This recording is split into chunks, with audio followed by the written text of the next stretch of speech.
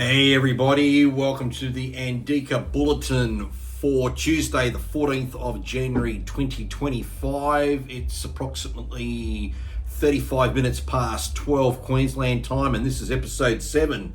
So quick update of where we're at. The ASX 200 right at the moment is up just 19 points at 82.11. You can see here's a chart just going back a few days. You can see in the last couple of days we've been making lower highs with the market. If we then go out to the hourly chart, we still can see those sort of declines, but we've got to have a few more days to see if the market's in some sort of a turn for going a bit lower. At the moment, though, it is trading also below its 50-day moving average. So that's a little bit negative there. In terms of stocks of interest, Star Group, they're the casino operator here on the Gold Coast, Brisbane and Sydney. All sorts of trouble there. Their stock prices being, well, to be quite honest, a complete and utter basket case.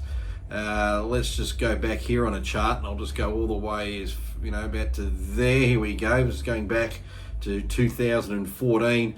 At one point, Star were trading, I kid you not, at $5.40. Now today they are 14.5 cents. And if we can see here on the chart, they've just got the worst looking chart. How it's just been going down, down, down, down, down. And that's on a variety of factors that I'm not going to go into. You can Google. But what's been interesting is just in the last couple of days, there's just been maybe bottom feeders or whatever's going on. We can just see here on the chart, on the just before the end of 2024, 31st of December, they were trading about 19 cents. When we reopened, they fell all the way down and we got down to about 10 cents. And it's just the last couple of days they've bounced up. A lot of this is probably on the back of people seeing the stocks just an opportunity at 10 cents to try and get it up to 11 and 12. And of course, if you buy it at 10 cents and you can now exit at 12, you've made 20% on your money. So there'll be a lot of these day traders and people, frequency traders, just jumping in there. And there's also been just somewhat a little bit of news as well. There's been, from what I can gather, two significant shareholding updates. One's noted from JP Morgan, but that doesn't tell us who's there. It's just that they're a substantial holding notice that they put in, and they've increased from, say, 145 million shares to nearly 182 million shares. Who they represent, we don't know. And then there was another substantial holding notice of a particular individual, and I understand this person's got casino interests themselves, and they've also increased from 158 million shares to now about just shy of 187 million. So that's also put a little fuel into that fire as an observation. Other things to quickly look at. Let's just go and see where the Aussie market is. The Aussie dollar. It's at 61.81, so it's just off its lows, just a little bit there. Nothing much doing. US futures at this very early stage are all pointing up a little bit higher. And the US markets last night, the Dow had a good run up 358. The Nasdaq was down just 73. Interesting stories that I've just quickly come across. Risk off is in the sense that there's not money on there to go into the market. And as this article says here, 165 billion has flowed into money market funds over the past 3 weeks, the largest such move since March 2023. Not exactly a risk-on flow. So you can see here the chart illustrating that. So when they say that, it means they've sold stocks, presumably, but instead of then sending that money back to banks, they're actually keeping it in their money market funds, which are attracting a higher interest. And that's probably a function of course, in the last couple of days, we've actually seen bond yields in the United States actually go up, bond prices come down, and then that would equate to, even on the shorter term, treasuries that would be paying better interest rates than what the banks are paying. And if you look down at another chart, it just confirms that banks, as again, US banks have seen deposits drawn down significantly, now back to their lowest in 4 months. And you can see there's the chart there, and just that section there where they've come off. And so that's interesting. But on the other hand, We've got another report. This one's from Bloomberg that optimism is still quite, rife and positive, and US equities are poised to keep in a rising trend as long as near-term recession risk is low and liquidity is abundant. So liquidity is interesting because you obviously are buying and selling, and that's the ease to buy and sell. But if money's being parked just in money market funds, that in theory means the liquidity is still healthy because that money can easily quickly flow back into the market. So that's very, very interesting there.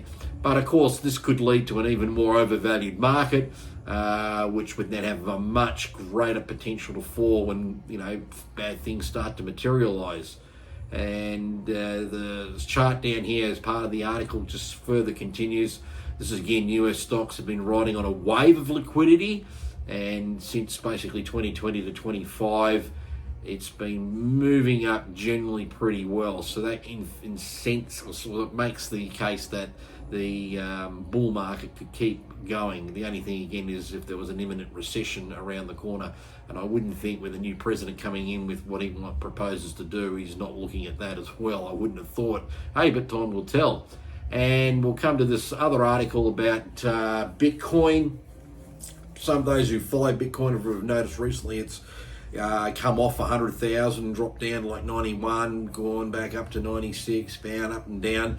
And to be honest, a major Bitcoin correction in the first month of a year after the blockchain has had its halving event, which Bitcoin has, its halving was last year, is not unusual according to an analyst who have compared previous cycles. And we can just see the chart there. And I'll just basically read off here. In January 21, the next most recent post-halving, Bitcoin, I'll just get the graph, the picture right. Bitcoin fell more than 25% from over 40,000 to just above 30,000 and at the end of the month, and then it skyrocketed 130% to an all-time high of 69,000 by November. And then going further back in January 2017, the year after the 2016 halving, Bitcoin slumped 30% from $1,130 to $784. Just wish we had those prices today with what we know. It then surged 2,400% that year, culminating in an all-time high of 20,000 by December. And that's the graphics of it represented there with the cycle of two. There's the fall there in January, and you can see, and then it climbed the wall of worry to make that high, and then there's this third cycle here, January 21, and it fell, climbed the wall of worry out until March. And here again, we could be seeing a chart here again where it's fallen in January, and is it going to use this part of 2025 to make itself, run up a little bit higher? Again, only time will tell. And looking at the chart just right now and getting the price right now, it's $95,008 a token. This is the weekly chart, and that's that January price move that was alluded to in that other article, and that's then when it had that little pump there. So it was alluding to when we had a halving, and the last halving we had was in 2024. And here's the little correction up there. We'll just sort of zoom it so we can see it a little bit better.